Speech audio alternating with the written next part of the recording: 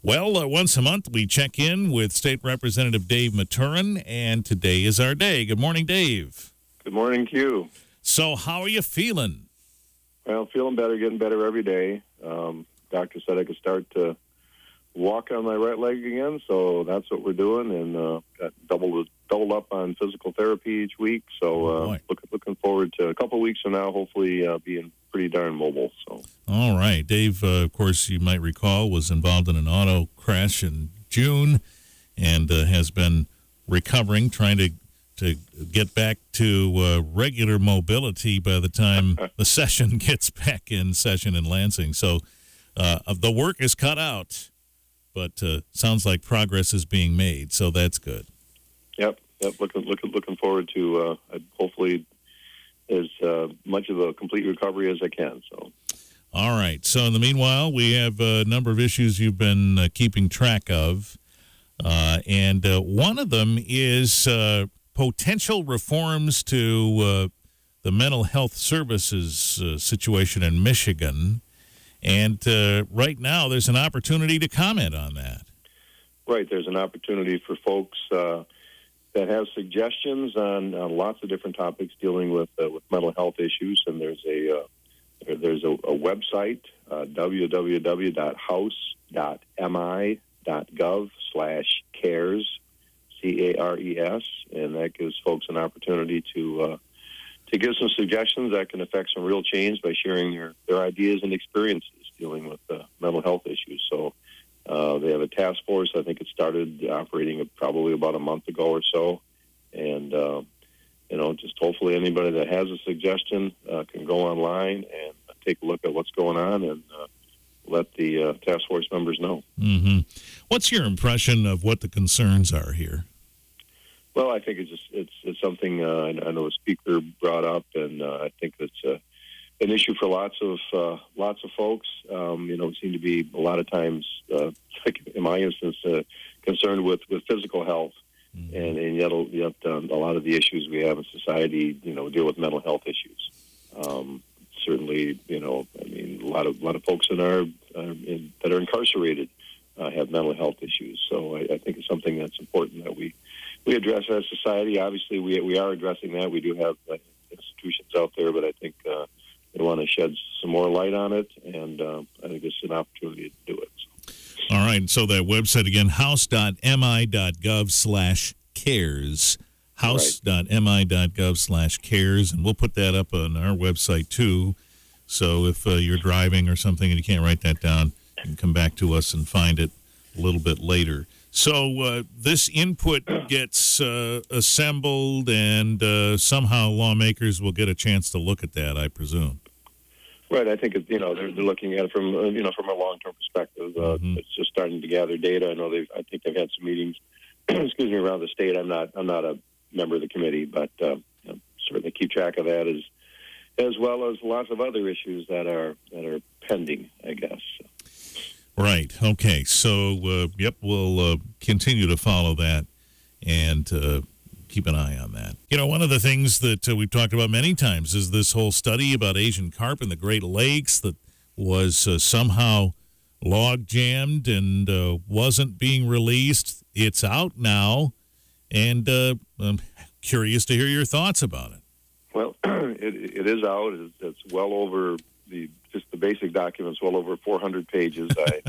I read the roughly 20-page executive summary to get an idea. It sounds like of all of the options they came up with outside of the perfect option, which is to simply shut down the canal there, shut down the access to Lake Michigan, which of course the barge people don't like, the shipping people don't like, and so they came up with a plan that dealing with noise cannons, water jets to make sure that they get all of the fish that may perhaps be swimming right next to a barge that could get through, and then the electric barriers again. Yeah. All of which sound good, especially due to the fact that they found a silver carp not too long ago, perhaps a week ago or so, that got past the Brandon Road, lock and dam. Hmm. So we know that particular system they have now isn't perfect. Otherwise, that carp would not have been found closer to Lake Michigan than the Brandon Road Lock and Dam. So it's going to take several years, lots and lots of millions and millions of dollars to put this thing together, and they can't start soon enough for me.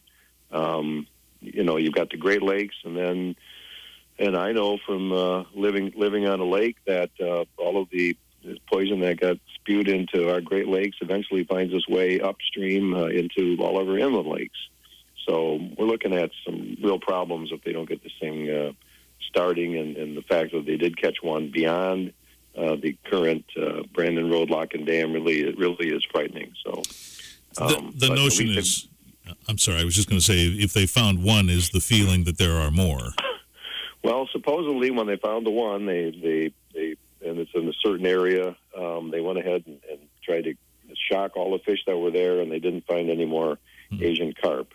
Okay. But this one theoretically shouldn't have got past the electric fence, so to speak, at the Brandon Road Lock and Dam. So lots of concern, but I mean they are moving the reports out. They've got in their minds, the best solution is not to have a contact between the waterways, but I don't think that's going to happen. So best we can do is try everything they can possibly do to keep them out. Representative Bison was here last time and spoke passionately against the idea of a part-time legislature. He was followed 30 minutes later by the lieutenant governor, who spoke passionately in favor. Where are you on this? And we have, by the way, talked about this a little bit before, but where, as you have analyzed this more, is your thinking? Well, I try to be dispassionate about lots of things, so I can look at it from more of a practical standpoint, holistically. But I think at this point, there's still a lot of, I guess, unknowns. So that there's probably a lot of activity that will take place after every constitutional amendment we have. There's also always statutory introduction, and we did that with Proposal A. We had the concept, and then we had a whole bunch of statutes passed. So you don't really know where it's going to end up. At this point, I'm looking at it. I think combined, the biggest issue to get right to the point is combination with term limits. I just don't think people are around enough to really gain the insight they need on the departments, on the bureaucracy, on how state government really works, and the intricacies of it, because it's important. The devil's always in the details. Mm-hmm. And folks aren't around long enough with what we have. Term limits, if you combine that with a part-time legislature, I just don't think you're going to get the kind of oversight that I think people deserve from the legislative branch. You're going to give a lot more power to the administration. If you like the administration that's in power, you probably think that's great. If you don't like them, there's not much of a counterbalance. So at this point, I think it probably has more cons than pros. I don't see us saving a lot of money compared to the $56 billion budget we have. Certainly less than 0.1% of what the total budget is, the amount of monetary savings. Mm-hmm. And I'm not sure if we're going to be able to attract the kind of broad spectrum of folks that we probably ought to be attracting to the legislature. I think we're going to end up with a certain cadre of folks who have the leisure to take that time off, and I'm not sure if we're, again, getting the kind of good representation that we ought to be getting. All right, fair enough.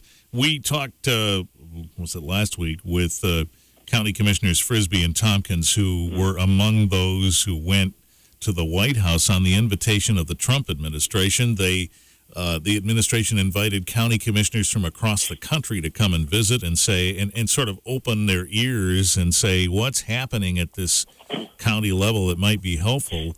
This seems like unprecedented kind of attention, doesn't it? Well, I think coming from the White House, it is certainly. We had 3 commissioners from Kalamazoo County attend also. One of whom paid their own way, so I'll give her a lot of credit.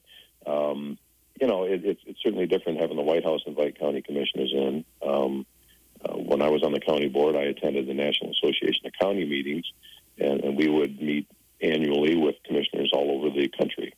And it was just a good chance to bounce ideas off of people who may have the same issues and see how they handle them. So, but I'm, never got even close to getting an invitation from the White House.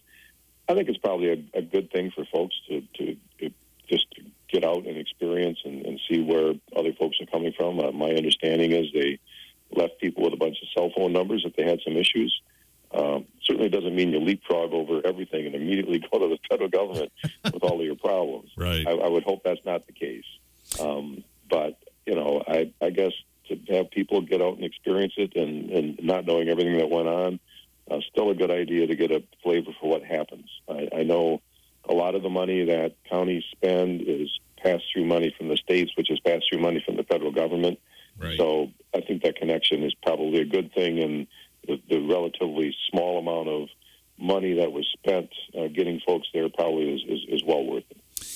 All right, and the impressions we got from Commissioners Frisbee and Tompkins was that a typical setup for somebody at the county level might have been a White House perspective that don't call us, we'll call you kind of thing if we need you. And their impressions was this was completely reversed.